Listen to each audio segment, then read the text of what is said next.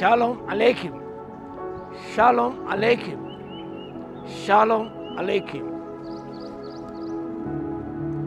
Looking in all directions. Topic for today is looking in all directions.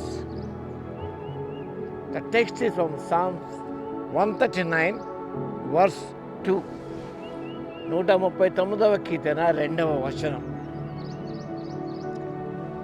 యెహోవా, నీవు నా పరిశోధన తెలుసుకొని ఉన్నావు. నేను కూర్చుంటున్నా, నేను లేచుట నీకు తెలియను. నాకు తలపు పుట్టక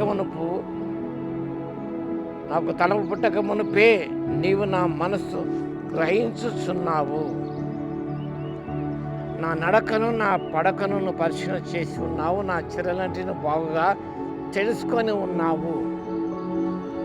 Why do people think you're getting away with something just because others are not aware of it?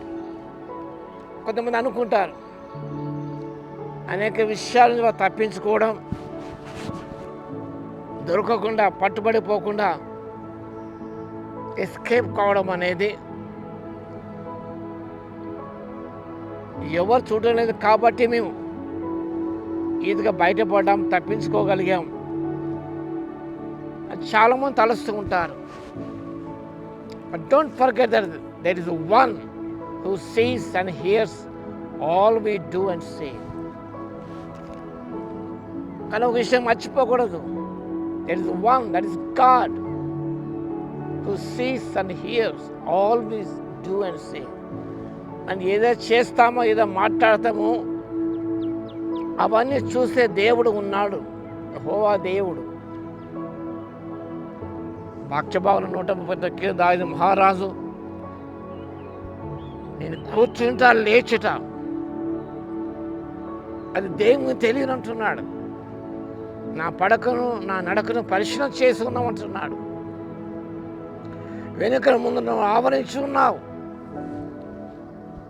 God's presence surrounds us wherever you are, wherever you go, whatever do, whatever speak. అని చూస్తూ ఉన్నాడు సత్యాన్ని చాలామంది మర్చిపోతున్నారు. ఎవరు నాకు చూడటం లేదులే. ఒక సామెత ఉంది, పిల్లి కన్ను మూసుకొని పాలు తాగుతూ నన్ను ఎవరు చూడటం లేదు అనుకుంటాడు. అదే రీతిగా నేడు కూడా సగటు విశ్వాస అదే రీతిగా అంటున్నాను. తను చేసే పనులు ఎవరు చూడటం లేదు, ఎవరు గమనించడం లేదు అన్న భావనతో అనేక పొరపాట్లు జరిగిస్తున్నారు. కానీ ప్రభు సర్వాంతర్యామైన ప్రతి స్థలమందు ఆయన కన్ను నిలిచి ఉన్నాయి. అవి చెడ్డవారిని మంచివారిని చూస్తున్న సత్యాన్ని మర్చిపోకూడదు. His presence is everywhere. ఎంత గొప్ప విషయం రాసిన దావీదు మహారాజు, నా తలంపు నాకు పుట్టక మునిపే, నువ్వు నా మాట నాకు రాకమునిపే నువ్వు తెలుసుకొని ఉన్నామంటాడు. How do you behave when none is looking but God? దేవుడు తప్ప ఎవరు కూడా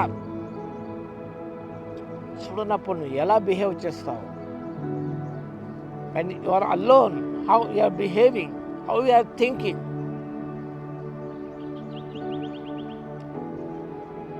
ఎవరు లేనప్పుడు నువ్వు ఎలా ప్రవర్తిస్తున్నావు,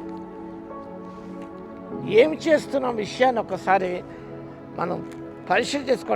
test your self by this rule. You cannot hide from God. The mountains cover you. పర్వతం కప్పినా కూడా నువ్వు దాగలేవు. కాబట్టి దాగి ఉంటాననేది అవాస్తవమైన విషయం. Entire life is known to God. మన జీవితం అంతా ఆయనకు తెలిసి ఉన్నది. అంటాడు 139వ కీర్తనలో, నేను వేకువరెక్కల కట్టుకొని సముద్ర దిగంతలో నివసించినను. అక్కడ దేవుడు ఉన్నాడు. కాబట్టి ప్రభువు నన్ను చూస్తూ ఉన్నాడు, ప్రభు నా చర్యలు గమనిస్తూ ఉన్నాడు అని సత్యాన్ని గ్రహించుకున్నప్పుడు ఏ విశ్వాసి కూడా పొరపాటు చేయకుండా జాగ్రత్తగా ఉంటాడు. ఉదాహరణకు యోసేపు పోతీఫరు గృహంలో ఉన్నప్పుడు no one was there. except for his wife. She began to tempt him. ఎవరు లేరు అక్కడ, తల్లిదండ్రులు దూరంగా ఉన్నారు. అలా ఉన్నప్పుడు కూడా యోసేపు ఈ సత్యాన్ని గ్రహించుకున్నాడు. గాడ్ ఈజ్ సీయింగ్ మీ. ఈ స్థలమందు దేవుడు ఉన్నాడు, ఆయన చూస్తున్నాడు. ఇక దుష్కార్యాన్ని ఎలా చేయగలను నేను, దేవునికి ఇష్టం కానీ ఎలా చేయగలను అంటూ అక్కడి నుంచి ఆయన పారిపోయిన విషయం మనకు కనిపిస్తుంది. కాబట్టి అలాంటి ఎరుక కలిగి మనం గాడ్ ఈజ్ సీయింగ్ మీ అని గ్రహించుకొని should look in all directions. ఎవరు లేరే చేసేద్దాం అనేది కాదు. ఎక్కడ ఉన్నా కూడా ప్రభు నేత్రాన్ని వెంటాడుతున్న సత్యాన్ని జ్ఞాపకం చేసుకున్నప్పుడు ఏ వ్యక్తి కూడా ఎలాంటి పాపం చేయడు, ఏ వ్యక్తి కూడా దేవునికి ఇష్టమైన కార్యం చేయడు,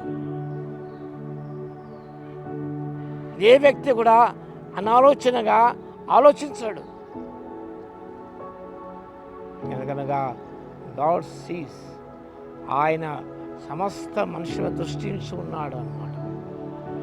ఈ sees our inner motives and desires for everything. కాబట్టి ఆ విషయం గమనించుకొని మన ఈ లోకంలో our character is measured by what we do when no one is looking. ఎవరు చూడనప్పుడు మనం ఎలా ఉంటామనే విషయం, ఆ సన్నివేశమే మన సౌశల్యాన్ని నిజంగా మెజర్ చేస్తూ సత్యాన్ని జ్ఞాపకం చేసుకొని నీ ఎక్కడ ఉన్నా ఒంటరి ఉన్నా ఏ ప్రదేశం ఉన్నా కూడా దేవుడు ఉన్నాడని ఆ సత్యంతో ముందుకు సాగిపోతే ఎంతగా దీవించబడతావు. ప్రార్థన చేసుకున్నాం. స్తుతికి పాత్ర మహోన్నతమైన కొందరు స్తోత్రాలు తండ్రి. మీరు మేము చూస్తూ ఉన్నాను, మీ నేత్రం ఆమె నిలిచి ఉన్న స్థలమందు ఉన్నది. ఆ సత్యాన్ని జ్ఞాపకం చేసుకు ప్రభువా, మీకు ఇష్టమైన కార్యాలు జరిగించుకున్న తండ్రి, మీకు ప్రీతికరమైన కార్యాలు చేయటకు తండ్రి శక్తి ఇవ్వగలదు. మీ స్తుతి స్తోత్రాలు. వాక్యం వింటున్న ప్రతిభను దర్శించి దీవించమని యేసయ్య నామమున ప్రార్థించి వేడుకొంచున్నాము తండ్రి. ఆమేన్.